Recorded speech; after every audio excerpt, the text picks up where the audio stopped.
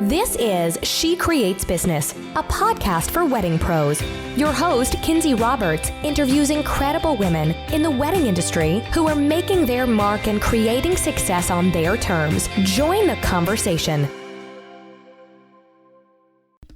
Hello, and welcome back to another episode of She Creates Business, a podcast for wedding pros. This is your host, Kinsey Roberts. Thank you for joining me today. My guest today is Megan Gillikin. She is the owner and lead planner over at A Southern Soiree, and she's also a fellow podcaster, and I love talking to fellow podcasters. She is the host of Weddings for Real podcast, and as I record this, I was actually just a guest yesterday on her show, and today she is on my show, and I had the best time getting to know Megan. I hope we see more and talk more to each other in the next, weeks and years to come because she's fantastic. Today, if you couldn't tell from the title, we are talking about the 5 mistakes Megan sees wedding professionals making and how you can fix those mistakes. So we're not just going to share mistakes and then say, okay, bye, good luck. She actually shares really tangible advice for correcting those mistakes and moving on in your business. Let me tell you a little bit about Megan. She graduated from East Carolina University with her undergraduate degree in hospitality and restaurant management and her MBA. Upon graduation, this North Carolinian relocated to DC with Marriott International, completing their management development program. So she's been in hospitality for a long time. Starting at the front desk and moving into the event side, Megan truly understands the logistics, flow, and behind-the-scenes effort it takes to make a successful event. Transitioning back to North Carolina in 2006, she moved into event positions, including event operations manager, event manager, and sales and catering manager on a new property opening team. In 2010, Megan left the hotel world and took over ownership of an existing wedding planning company in need of rebranding to remain relevant within the industry. Over the last 9 years, Megan has grown A Southern Soiree into a multiple planner firm and established it as one of the most sought after, highly regarded event planning companies in North Carolina. A new passion of Megan's was started in 2018 in the form of a podcast for industry vendors. That's the Weddings for Real podcast, you guys. It highlights a love that Megan has for providing real, insightful, and tangible advice and wisdom on growing and sustaining a successful event business. I have been binging Weddings for Real. So if you're not subscribed to Megan's show, after you listen to this episode, head over to your favorite podcast player, subscribe to her show, binge a few episodes like I did, leave her a review in Apple Podcasts. It really does help the shows be found and it helps other people decide if they want to listen or not. I know you're going to love her as much as I do. As always, today's episode and the podcast itself is always brought to you by you guys. If I didn't have listeners, it wouldn't be a podcast, period. So thank you for that. Financially, the podcast is supported by the Pro Shop, which is the shop you can find over at shecreatesbusinesspodcast.com/shop. It is a suite of digital templates, courses, and tools for wedding professionals. There are editable timelines, editable planners you can share with your clients. Coming soon, there will be 1 year of social media content for wedding professionals, and I'll let you know when that is live in the shop. I thought it might be live last week, but guys, just didn't happen. So I'll let you know when that's live, but thank you for your support over there. I really appreciate you. And without further ado, let's head to the show and chat with Megan about the 5 mistakes we're making as wedding professionals and how we can fix them. Megan, welcome to the show. Kinsey, thank you so much for having me on. It is absolutely my pleasure. As you know, I had to hurry up and hit record because I was talking your ear off offline about something totally separate, but also kind of related. So I'm sorry about that, but we're finally here, you guys. This is going to be a really, really great episode. Megan is a podcast host, as you heard from me tell you in her professional bio there. She's also a podcast host, so I feel like her and I could just go on and on. But today, specifically in this episode, we're going to chat about the 5 biggest mistakes wedding vendors are making right now. And Megan's going to shed some light on that.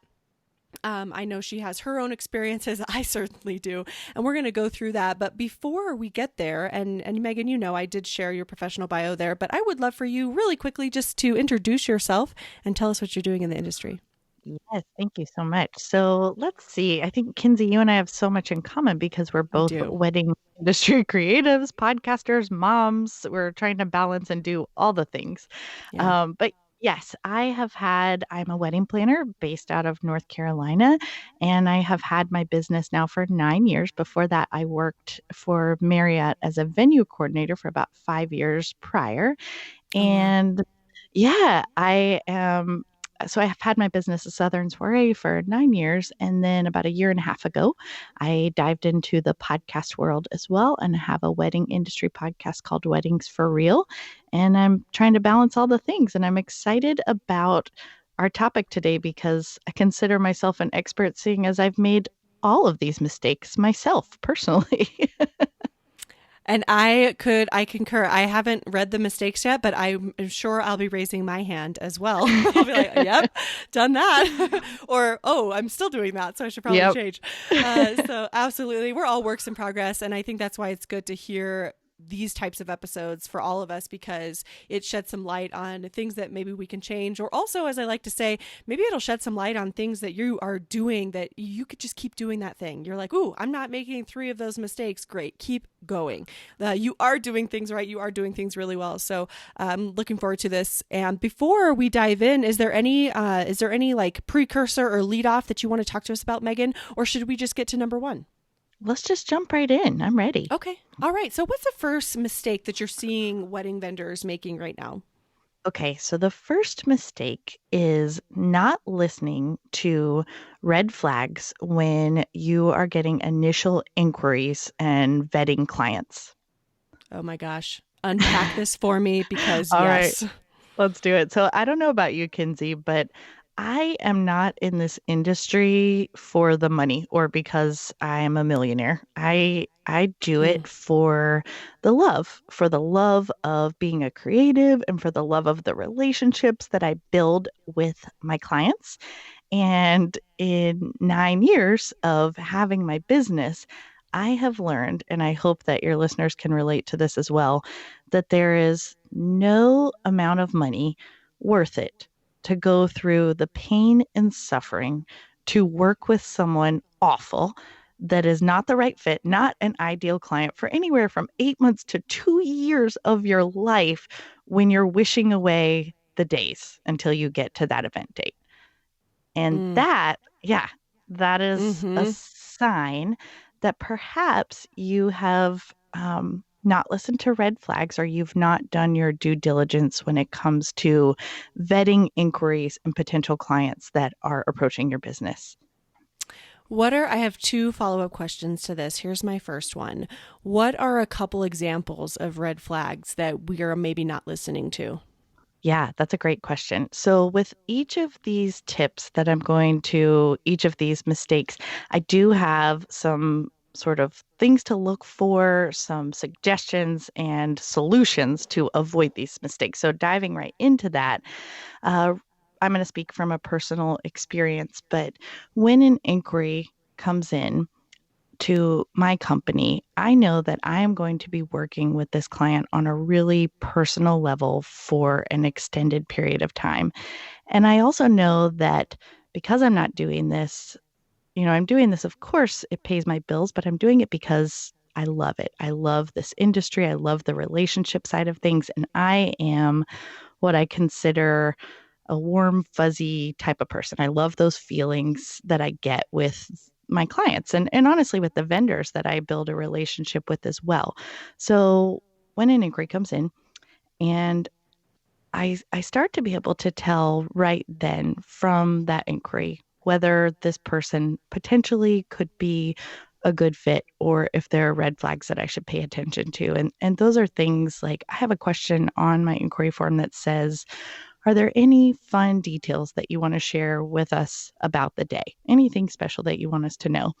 And when that is left blank and it's like they write in not applicable, I start to think like, oh man, Yikes. Just kidding. yeah, it's like, what are they? They're not excited about anything. How am I going to get excited about this relationship with them? If it's very cut and dry and cold and to the point, I look at that as potentially, okay, I need to keep an open mind and move to the next step of exploring this client. And maybe they're just not a big word person and they're not going to put a lot of time into sharing any of the details or the joy that they're excited about with the day, but that might be a potential red flag at the beginning of the process. And I think that, one of the things that I also do with my business is when an inquiry comes in, we have an auto response that goes out to every inquiry that says, we've received your inquiry. We're excited to get back with you. You can expect to hear from us within 24 hours during the week and 48 hours over the weekend. And we have a disclaimer in there that says we take a lot of pride in what we do. And for that reason, the quality experience for our clients is our top priority. So we do cap the number of events that we take on per year to make sure that that experience is a great one for each client. So if we are not available for your event, we look forward to sending a great list of referrals of other vendors for you. So that's sort of step one in my mind for putting it out there that we may not be the right fit for every client. And it's not purely date based. It is the right fit as well as, just the client interaction between ourselves and that client. I like that. And you said that that's in your autoresponder. It is. Yeah. And we I like also that. we also have, I'm a big fan of frequently asked questions on a vendor's website. I think that that's a way to start that education process as well. So we have a frequently asked questions that says, who are you as a team and why should we consider booking you? And do you, we list a little bit of information about pricing. And I think that's a great way to allow the client to determine if they feel you might be the right fit for them and vice versa. That's so true. And it's a great way to what I've learned from like web designers is an FAQ section is a great way to kind of show off your personality because you can answer questions in the way that you speak, in the way that you treat people. So like my FAQ section on my venue website is I'm very to the point. I'm very friendly and I use smiley faces and exclamation marks, but I also want you to understand what I'm saying. Right. Yeah. And I think, I like that. I can reflect back on my years in business. And I bring this one up because as a general people pleaser, which I would consider myself, and somewhat of a, business, I like the achievement side of things. I want to book weddings and I've wanted to quantify success in a certain way, but I've learned that it's to my detriment as well as the client's detriment if I'm booking a client that is not the right fit personality wise. Everything is so personality based in the wedding and event industry, and it is a long-term relationship, and you want it to be great for them, but you also want it to be great for you. And when I do my initial inquiry, so let's say a client reaches out, they fill out the form, they come in, or I plan a call with them, and I'm talking through the services that they need as well as who we are as a team. I have started to incorporate in the last few years the topic of trust before they've signed a contract. And I say to them, I want you to do your due diligence when you are considering hiring us. I want you to explore meeting with other planners because I'm specifically a planner, but I want you to explore meeting with other planners, and I want you to choose to move forward with us because you trust that I am going to guide you through this process and make this fun and as stress-free as possible. And you're hiring me as an expert in my field, not as an assistant to help check things off of your to-do list. Because that's my not ideal client. And I have booked that. More times than I can count, unfortunately, over the years of business and making these small changes collaboratively. So the frequently asked questions, the auto inquiry form, the questions that I'm even asking on that inquiry form that give me a sense of their personality, as well as the consultation. We do a welcome packet, and I'll get into that a little bit later. But all of these steps are the things that I have found have helped me vet my clients a little bit more, which makes for a great experience for them as well as for myself and the members of my team.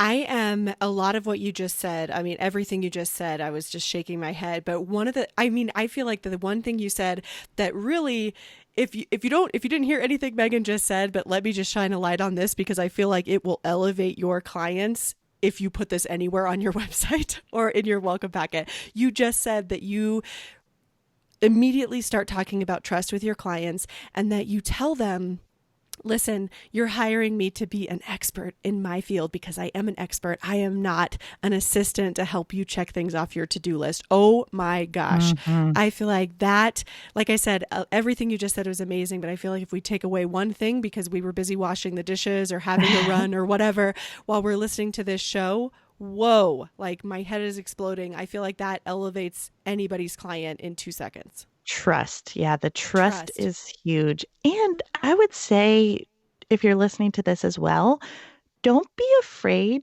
to turn down someone that is you get those red flags, or you have that voice in the back of your head saying, I don't know if I should go forward with this. They're willing to book. They have a great budget. Just because they have a great budget, if they're not a great fit for your team or you as a vendor, it could be a lot of heartache. It could be a ton of stress that you are signing up for. And it might be hard to say, and it's going to be hard for them to hear. But I think that that's a whole other, podcast that you could do on turning down a client and doing it in a graceful and professional way, because in the long run, it's beneficial for both of you. And speaking specifically as a planner, I mean, I think we pride ourselves on connecting clients with vendors. And if we're not doing that from the beginning with ourselves, then I think it's a disservice.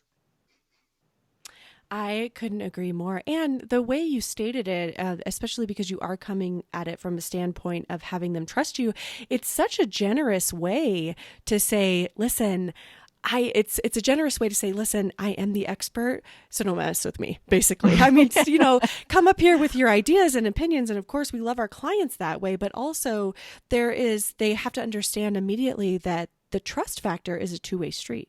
It's not just, they have to trust you, you have to trust them. And I think that it's a very generous and a very giving and serving way of saying, listen, it's okay for you to trust me. Yeah. And I think that actually, if you're ready, I think that kind of leads me into the next mistake that I think vendors are making. And that one, again, I have made all these mistakes. Some of these I'm still really hitting hard, working through, being better about it. But the next one is not setting boundaries and educating the client once they are your client. Talk to us. Boundaries. Okay, here we go. Now, boundaries. Are you good with this, Kinsey? I'm pretty good. Okay. So, but I actually I learned a good way to do this last year. I'm pretty good at boundaries when it comes to my email time and my phone as far as my clients, but I'm not good at boundaries when it comes to like the day of a wedding. I was just telling you, I'm setting up a rehearsal today when actually they shouldn't be coming in until the day of the wedding tomorrow, but I couldn't help it because I was like, oh, you have to hang a bunch of drapes. Sure. Come on in. I know. And I feel like naturally you want to exceed expectations for your clients. That's, again, goes back to why we all are in this industry, is we love to make people happy. That's what we're doing for a living. But sometimes when you are that type of person, it's really hard to create those boundaries and then stick to them. So in this industry, it's easy to feel that you must be available 24/7. And I would put this out there that I don't think that in the wedding industry, anything is truly an emergency until, let's say, the week of, So when I am at my daughter's 4th birthday party and I have a client blowing up my phone over needing to add another boutonniere to the floral proposal, or Uncle Joe just told them that he won't be able to come to the wedding, which is 6 weeks away. I don't think these are emergencies that I need to deal with right in the moment, but my personality type is one of those that when something is there, I want to fix it. I want to check it off my Yes. list. I want to move it out of my brain, because otherwise I'll still be there at my daughter's birthday party, but that's what I'll be thinking about is, oh, I need to get back to Catherine. She sent me that text, or, I'm on a date night with my husband and the same thing happened. So if Mhm. you are that person, there's certain things that I think we need to be doing. And I know there's a lot of information out there on this, but personally, I'll tell you what has worked for me. I think that it goes back to educating your client and outlining expectations on the front end. So that starts Yes. before they've booked you. It starts with that frequently asked questions on your website. But I actually have my external frequently asked questions, which are on my website. And then I have my internal frequently asked questions, which are within our welcome packet that we send to a client when they're booking. Um, Yes. yeah, we also have a pretty strong contract that has things like for us, we have a timeline of what to expect, a communication clause that says, please don't text us, consultant availability clause that says we work on the weekends. And if we're not working on the weekends, we're spending time with our family. And there are rare exceptions where we will be available to meet with you if you're an out of town client and you can only make it in during a certain period of time. But we're front loading with the client expectations that, we plan to uphold throughout the planning process. I also added something recently. This was a clause that I didn't have. I mean, I put this on in the last year. It's a no haggling clause in my contract. And this is Oh, based, I love this. yes. Oh my gosh. This goes back Writing a to note right now because I'm do adding a it. no haggling clause right after this call. Tell me everything. Yes. So this says, and this came from a client that's just how he does things. That's just how he does business. And that is his expectation of me as the planner. And unfortunately, it's not in the contract that I have with this gentleman for his daughter's wedding, but it was a learning experience for me moving forward, where to him, everything is negotiable. Every Mm. single category: food and beverage, photographer, florals, hair and makeup. There's the price, and then there's the price that he will get it to with requesting that I handle that communication, and it makes my skin crawl. It's just not how I do things, and I've had to have that conversation, a difficult conversation with him over the value that he's putting into the vendors that he's hiring for his daughter's wedding, and that negotiating the pricing is I will work. So this is what the clause says. In essence, it says that we will work to secure a fair and I can't think of, I don't have it in front of me right now, but basically the gist of it is that we will work to secure a great price for them, for all of their vendors within their budget, that is basically there's no negotiating moving forward from that. We're not going to haggle vendors to lower their pricing. And I'll have to send it to you because we can I share it like with that. your listeners if you'd like. Okay. It's way more professional than I'm trying to come up with the words of the contract from my head. But Oh, that's no okay. haggling. And the consultant availability, the communication clause, and it's really just setting those boundaries on the front end. But the kicker is that if you have these boundaries, you have to uphold them. So you can't do what I have done in the past where I have these boundaries, but then a text comes in and I respond to it. If I don't want my client to text me, which our verbiage is, please don't text us, because there's no great way of tracking text messages or filing them. And we would prefer to have everything, as much as possible in one place. So if it's an emergency or you're running late to a meeting, please feel free to text us. And if it's within 2 weeks of your event, then we sort of open the floodgates to the texting at that point. But you can't have these boundaries and then break them.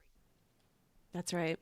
I couldn't agree more. I also have a communications clause in our contract, and it gives our business hours, how we communicate, which is mostly via email. It says that's the easiest way to get a hold of us. And I just purely don't allow texting. Yeah. Like don't text me. I keep texting for the personal human beings in my life. Not that I don't love our clients, and I sure do, but dang, there just has to be something in my life that is not work related.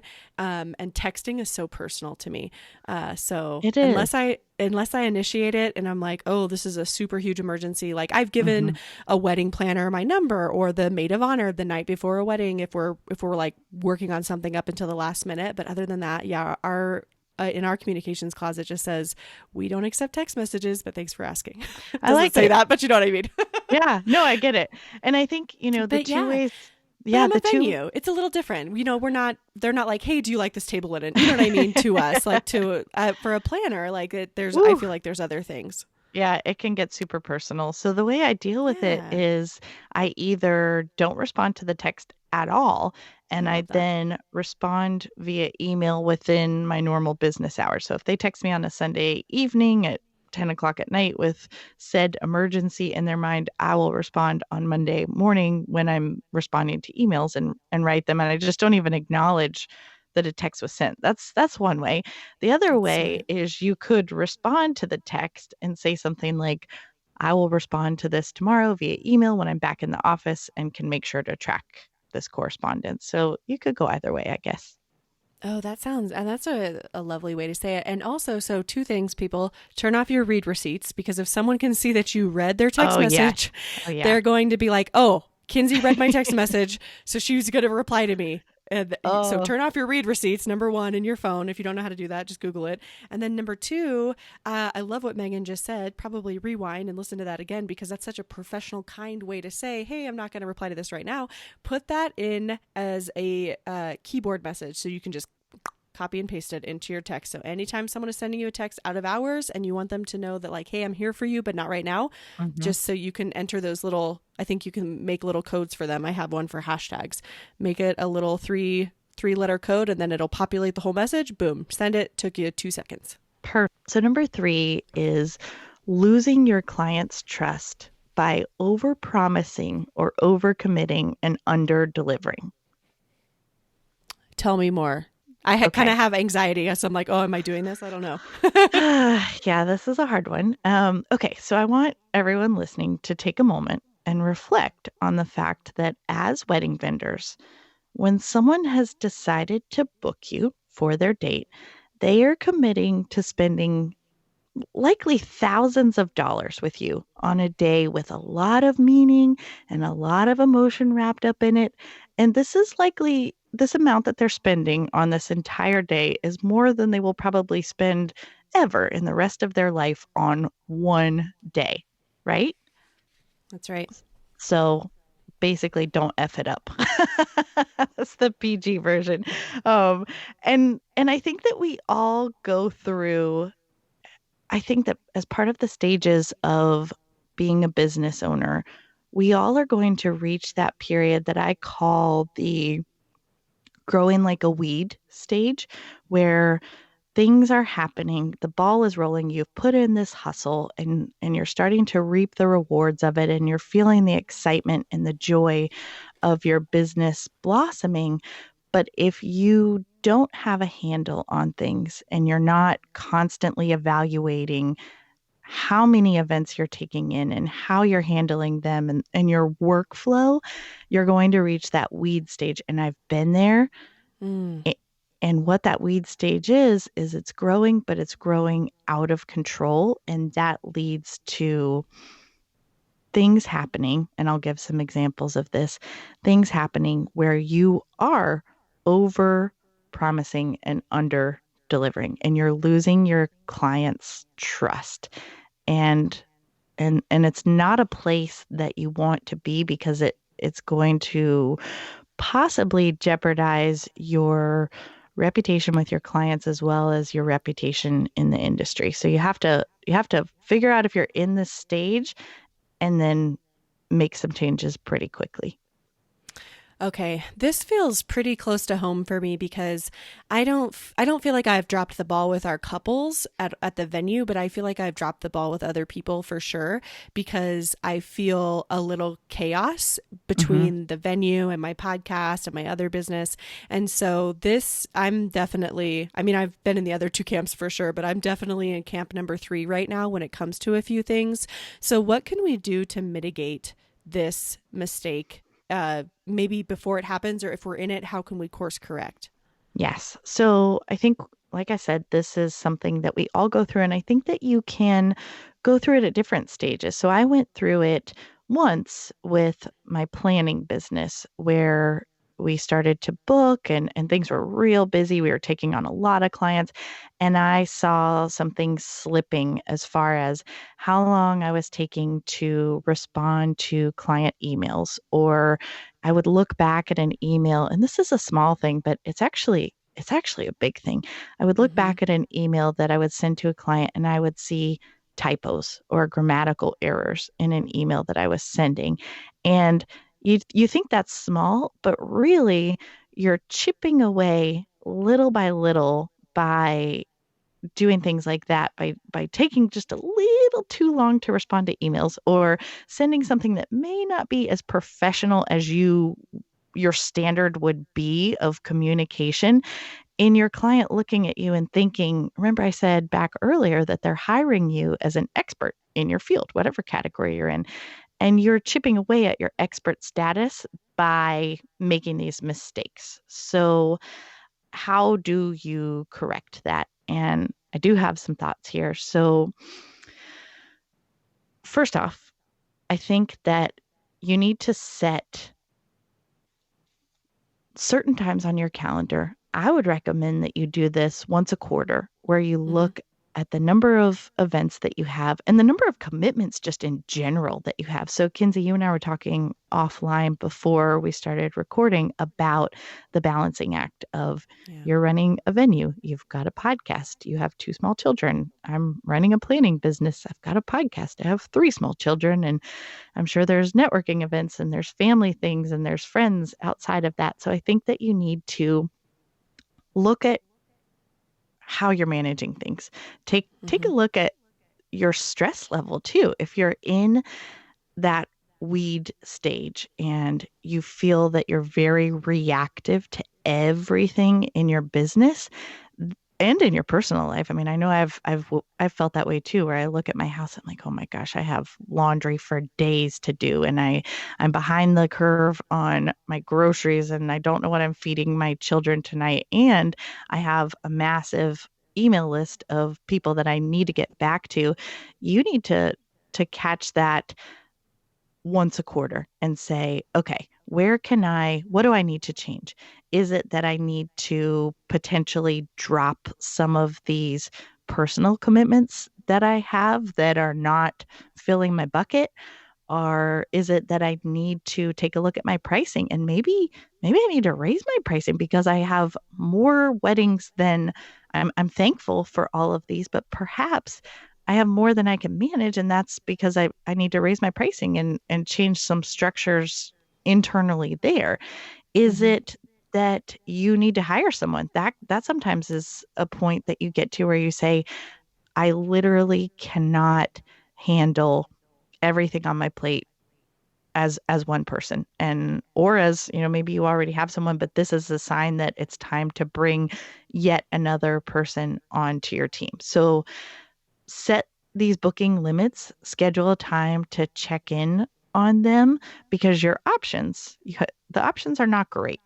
Your options are that you're either going to continue to go down this road of things growing out of control, which will eventually lead to burnout, which means, you know, you're drowning, or you're going to get smart and make changes like adjusting your pricing, bringing someone else onto your team, choosing to cut back on certain professional or personal commitments that you realize when you assess in that once a quarter time are not serving you well. Mm. This is so important because I feel when you're also in this stage, when you're growing like this, that and this is how I feel a little. I feel like I'm in this kind of purgatory of we're growing quickly and we're growing fast, but we're also we're tight with our money. Mm-hmm. We want to do a lot of improvements on the venue. But I'm like, gosh, we really do need to hire some people Yeah. to do all of these things that could really free up time. And I don't feel like I'm alone here, where this kind of goes back to also mistake number one is like, gosh, should I be turning down weddings if they're not a good fit? But it's a little tied into this one as well, which is that, gosh, can I let go of this money where I have XYZ other things I want to do with it, or I could put it into another human being. And I'm like, yes, outsourcing, put it into another human being, because it really could return to us in such a huge way, not just freeing up physical capacity, but freeing up mental capacity, and freeing up mental capacity that could help you bring even more revenue into your business in one way or another. Yeah, and I think it's hard to do. I get the money side of things too, but I know as well that there are certain things that you specifically, those are your strengths, those are your superpowers.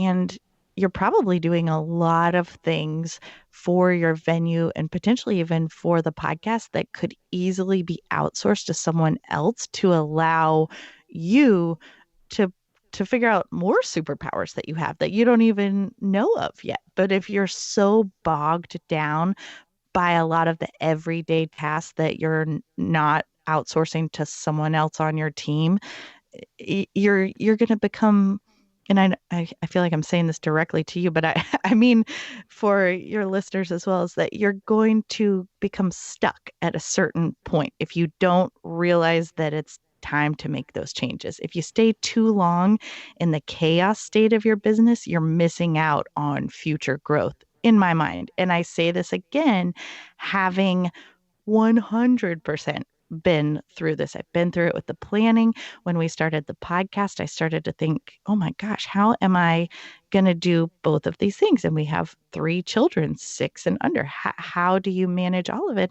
And I've had to make those changes myself. I mean, I recently brought on a new member of my team, and of course, I would love to keep that income for myself and find ways to invest in other areas of my business. But I saw my happiness, and I saw the time with my family, and I saw some of my interactions with my clients start to slip to a place that I can't let it go. I mean, I've worked too hard to grow my business over the last 9 years that I certainly don't want to see it fall backwards because I can't handle the chaos and I don't recognize the chaos and when it's time to make a change, whether that's cutting back on the number of events or hiring another person, or there's a lot of things that you can do.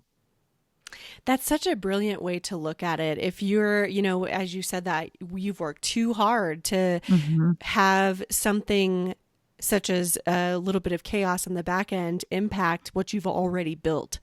I love that. I love that frame of mind. Yeah. And the other thing that I did that is a first for me in 9 years is I hired a business coach. So I hired someone above me to help me take a look at my business and say, okay, where do you want the business to go? Where do you want to go personally? And how can we make a plan together to get there? Because I have a great husband, I have a great team, and they're all great sounding boards for these things. But I really wanted a professional that I clearly think is above my level to take a look at my business and my professional goals and help maybe have a fresh set of eyes to give me some ideas of where I want to go. So that's smart. That's another area to consider of, do you need a business coach? Do you need someone to take a look at your business and your pricing and your packages and, where you want to go and give you their perspective on it? So smart. Do you feel, how long have you been working with or is this, I have 2 questions, but let me ask this first. Are you, how long were you in business before you hired a coach? Oh my gosh. I mean, I just did it this year. So Oh, literally just the year. Okay. just this year, I've been working through all of the business changes and pricing and everything just internally as a solo business owner. But really, I got to a place earlier this year, and I just started working with this person. So it's still new, it's still fresh, and but I found myself thinking, okay, where do I go from here? 9 years in, I have different goals than I did 9 years ago, and I'm trending in a different direction with my business. And how do I make that leap? Because I felt unsure about the steps to get there. So that's where I felt like it was time. I can read books, I can listen to podcasts, I can attend business events and workshops, but I wanted that one-on-one guidance. Absolutely.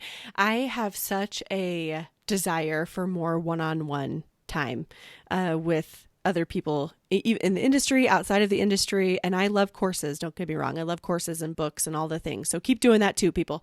Yes. But I feel like one-on-one time is so valuable, and it makes such a difference. Yeah. Yeah. And Agreed. it's hard to find, honestly, Oh, because it's everybody has a program. so hard to find. Yeah, you can feel a little overwhelmed by it all at this point. So that's why Yeah. I think that having someone specifically that I can ask questions to specific to my business instead of reading a book and trying to apply that to what I'm going through. I think like you said, I think all of these ways of professional growth are important. So courses, podcasts, um, networking events, all of those things, do them all, but then figure out what's really working for you and what step 2, step 3, step 4 is from there. Thank you for sharing that. Okay, I know you're on a timeline here today, so I'm gonna get these Yeah, last two let's do mistakes it. going. Tell me Okay. about number 4. Okay, so number 4 ties back to number 3, where I Oh, mentioned that you have to figure out when you're in that growing like a weed stage, what do you need to do to get out of that stage into a more focused growth of your business. And one of the things that you might come to as a way to get out of the weed stage is hiring someone. And a mistake that I personally have made, and I'm thinking that a lot of your listeners have as well, is potentially making a hiring mistake due to growing pains and hiring the wrong person in a moment of need or panic. desperate hiring. Desperate hiring, Yeah. which is not going to get you out of the weed stage. It's actually going to it's going to pull you down a little bit further. So, um, I can speak from experience in this, having a planning team. We have a few planners on our team, and over the years, we've had more people, less people. At one point, there were 5 of us, um, and now there's 4. But I have gotten to that weed stage and thought, oh my gosh, we're turning away weddings, and I hate to do that. I want to be able to take on more as a team. I need to hire another planner. And I put it out there into the world, and job interest is coming in from people. And I have made hiring decisions quickly in a moment of desperation that I regret. I cut out steps, and I now have a pretty thorough process of what we do when an inquiry comes in and how we stick to that process to ensure that we're not hiring the wrong person. Does that mean that I get it right every time? No, probably not, but it definitely has helped. Tell me about what happened when you were in that moment of desperation and you hired the wrong person. What kind of results did that equal hmm in the Yeah. business? Well, and this interesting, I didn't really put this correlation together, but this goes back to mistake number 1 when I talked about not vetting clients and not listening to those red flags. That's the same sort of thing when it comes to adding someone to your team. I think that listening to your gut is a big part of it. So if you're in an interview and you have that tiny voice in the back of your head that is possibly questioning this person, but you decide to make it work anyway. And I'll give two examples personally of this. So I have had an interview set up with someone and Mm-hmm. they showed up 5 minutes late to the interview. And that's been one of those things that all along I've always, you hear all the time, you need to be early for a job interview. You can't be late. And if someone's late, that's a bad sign. And I know that personally from my experience, working for different companies. But this person showed up late and was an amazing interviewer. Just really, really great. I mean, she had an answer for everything. She had been caught in traffic and but just great interviewer from there. And that was red flag number one. And then when I checked her references, I got a good reference and I got she has some room for growth reference and she may be the right person depending on the position that you're hiring.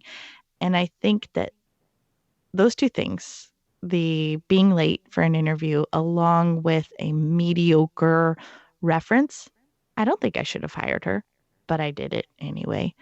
Mm. Um, so that's something to consider. I think that there's exceptions to everything, but referencing or checking references for potential hires, I think that you should do that. I think that you should never just hire someone because you get a good feeling about them. I think that even even with a reference check, you may be speaking to someone that was not a great boss to this person, and hopefully you'll catch that in your own personal filter. But you should check references. You should think about just the very basics of, did they show up professionally dressed? Did they show up on time? Did they send a thank you note or a thank you email after the fact?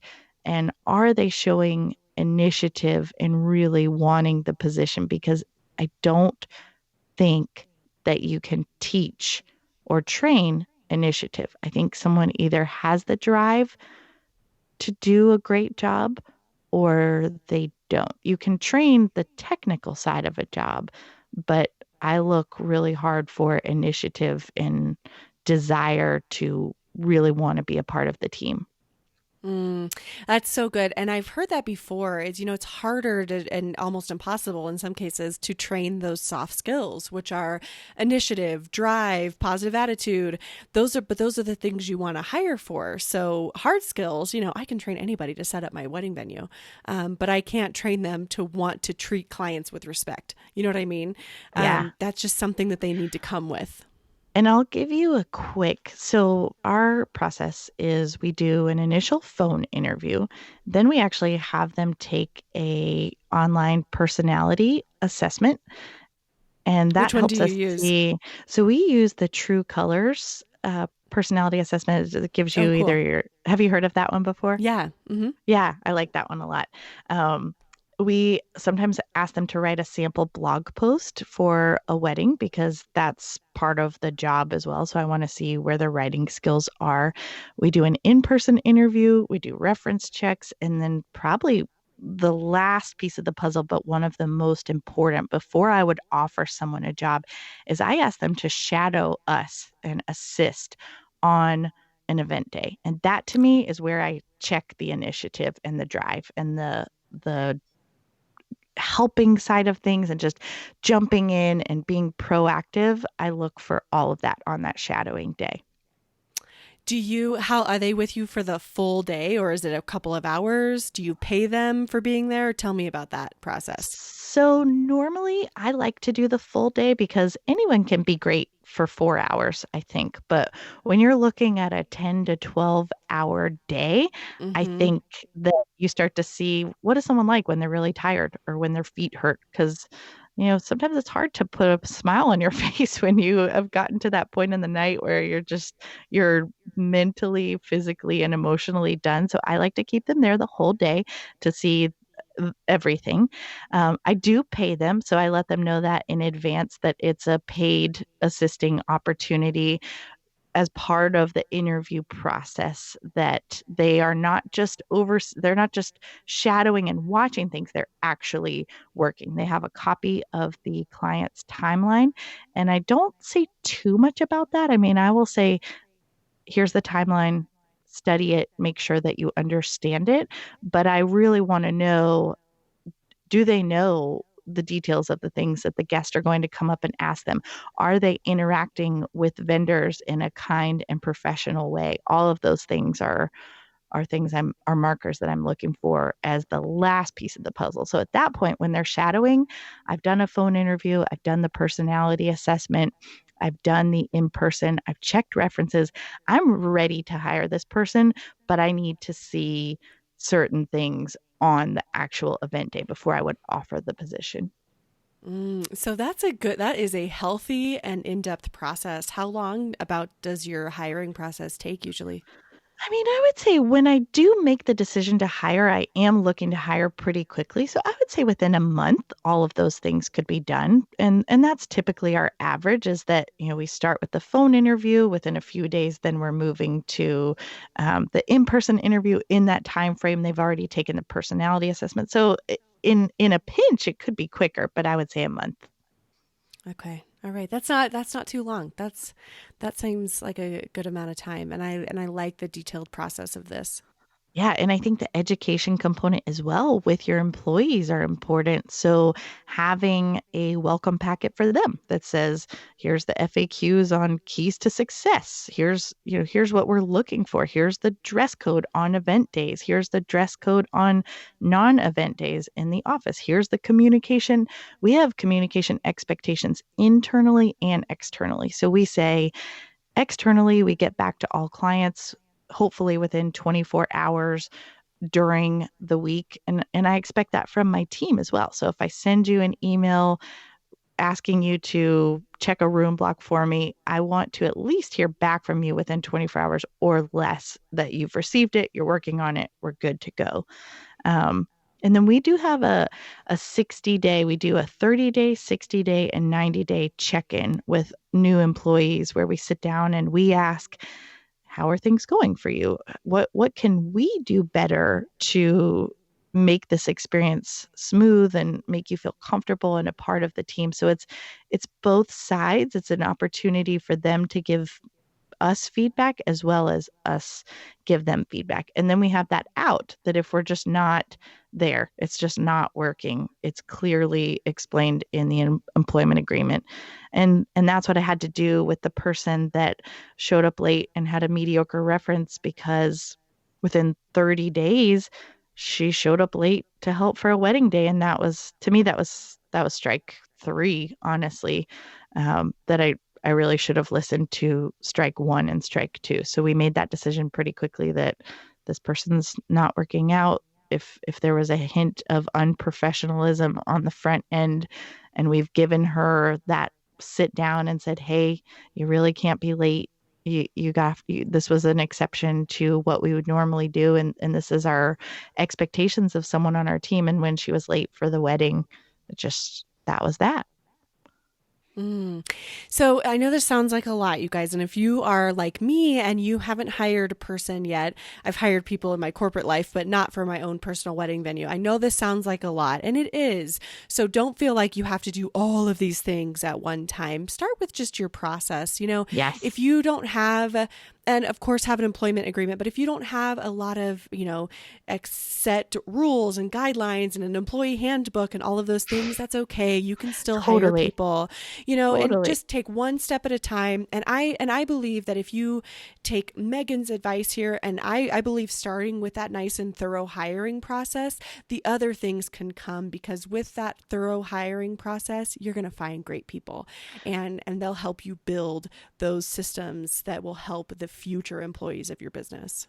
Absolutely. And I definitely have learned this along the way. So I didn't have all of this in place. And the funny thing is, Kinsey, is the first person that I hired, I hired her when she was 22, right out of college. And I think I sat her down and was like, are you more of an evening person or a morning person? And I mean, the interview questions were ridiculous. They were not based on anything professional that they needed to be. And that person is still with me. She's been with me for 8 years now, and she is the best person that I have ever brought onto the team. So that it's interesting. She didn't go through the whole, I don't even think she has an employment agreement in place 8 years later. So I'm saying all this to say that, yes, I think having a process and trying to avoid making some of the mistakes that I have made in the past, and really listening to your gut when you are thinking of bringing someone onto your team is a big deal. And then things will fall into place, and you can start piecing together that employment agreement and adding things to it as they come up. And that also could be something that a business coach could help you with also.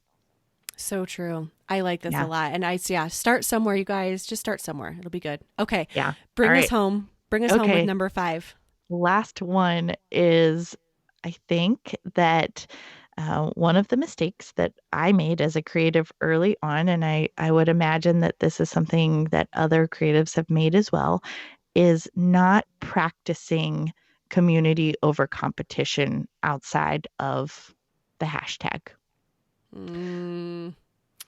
Give it to us, sister. All Tell right. me. All right. So personal example. Yeah. Personal example for me would be that I started my business in 2010.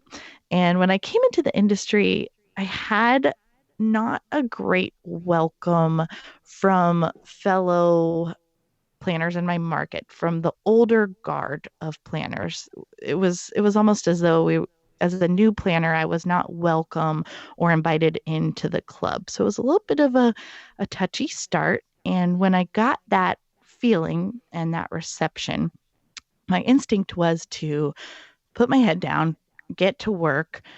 I knew that once I really built the foundation of my business, I knew that I could do well in my market, and I have a friendly disposition. So I thought I'll be friendly to everyone, but I won't really be friends with anyone. And I think that was to my detriment. I was somewhat guarded in conversations, and I think that it limited some things in my business. It limited my growth professionally. I think it limited referral sources from other planners that I could have built relationships with. And if they were booked for a date or I was booked for a date, we could refer back and forth.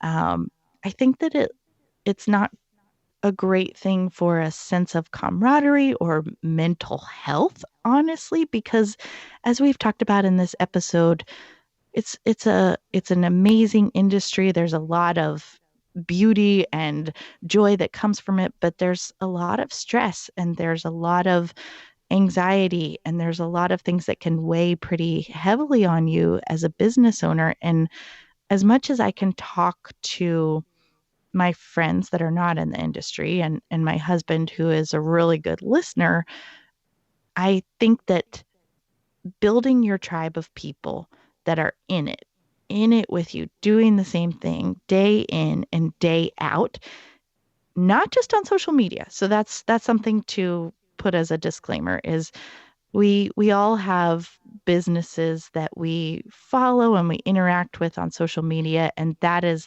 healthy and great to build outside of your market. But I think you need to find your people in your area that you're actually seeing face to face. There's something, you mentioned this, of you crave that one-on-one time, right?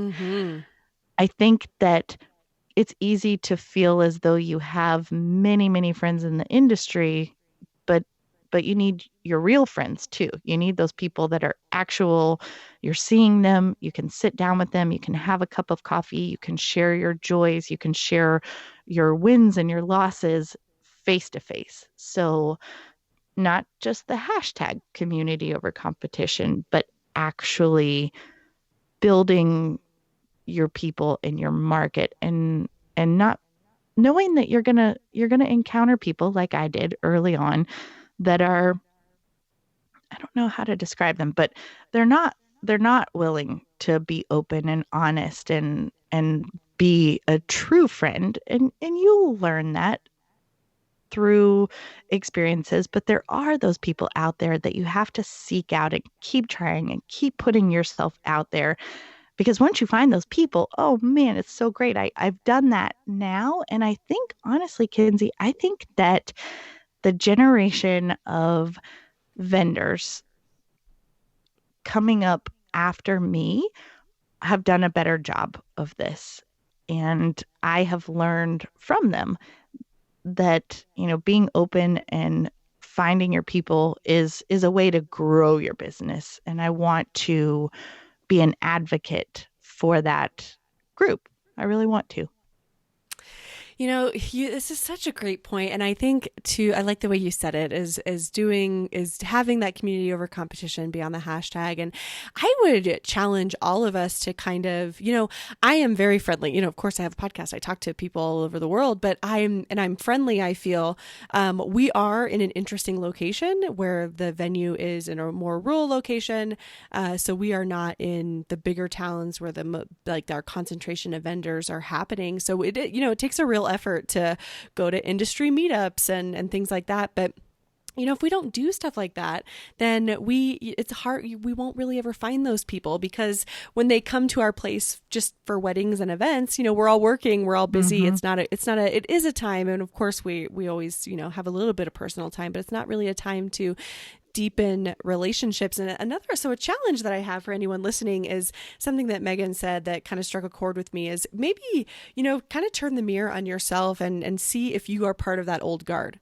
Do you kind of feel like, are you letting new people in? Are you, you don't have to give away the farm, and I get that. Let's all be smart business owners too. But do you feel like sometimes you are part of that old guard, or have you developed your tribe and your people, and so you've kind of been mired down in that tribe, and you're not helping along the next person or giving anyone a hand up? That's something that I might challenge you to kind of look at and see, wow, we are a little cliquish. How can we move beyond that? Because I think I don't feel like this will ever be done. I think it's an ongoing kind of living process that we have to continue to do. Because I can certainly get mired down in my ways 100%. So I think it's a living process that we constantly have to work on. Yeah, I agree totally. And I think that I experienced that as a new planner years ago, and it did not sit well with me. And I think it shifted how I looked at the community of planners around me. But over the years, I've tried to be an advocate for change for that. And I love your challenge to your listeners of figure out, are you the old guard, or are you, maybe you've found your people and you've closed that circle off, and maybe consider opening it back up to some other awesome vendors out there. It's just another way to elevate the industry as a whole. That's right. What a great place to leave off. Megan, this has been an incredible episode. It's such a pleasure to have you here, and thank you for sharing all of your expertise with us. Tell everybody where they can find you. Oh, thank you so much for having me. I love your podcast, and it's just been great to connect. And I say this on my podcast, but it feels like we've had our own personal therapy session, Kinsey. It really does. I took a lot of notes. I always take a lot of notes just because, of course, I want to do the show notes. But I just feel like, well, first of all, I'm going to do a no haggling clause. You guys already know that. But I just feel like a lot. I love it when an episode is tangible and feels very realistic. Like, I've taken notes on 3 things that I can go now and do in my business almost right after I hit stop. And that's what I love an episode to be, is something that is achievable, realistic, tangible, and moves our business forward. And that's what this was. Awesome. Well, your listeners can find me. So we're on social media for my planning business, A Southern Soiree. It's just at A Southern Soiree. And then my podcast is Weddings for Real, and it's at Weddings for Real. So I would love to connect with you all. Perfect. And I will put that in the show notes. Megan, thank you again for being here. I really appreciate you, and we'll talk soon. Thanks, Kinsey. Thank you so much for listening to She Creates Business. Please take a minute and head to iTunes to leave an honest review so we can help more wedding pros find the show.